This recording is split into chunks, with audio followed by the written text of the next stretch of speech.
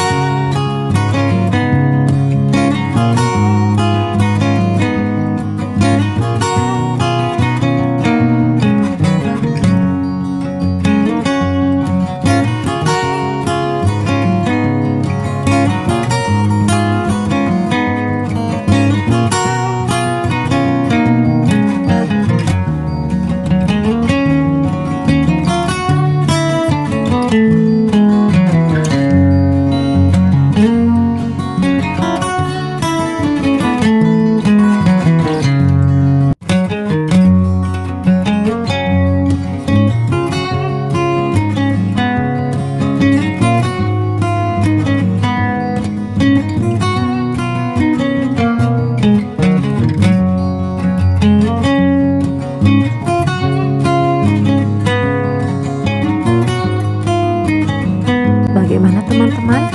Mudah bukan untuk membuatnya? Jangan lupa untuk dicoba di rumah ya.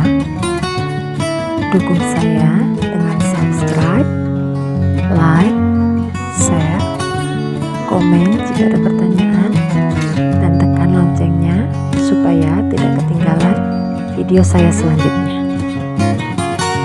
Terima kasih sudah menonton. Sampai jumpa di video selanjutnya. Waalaikumsalam warahmatullahi wabarakatuh.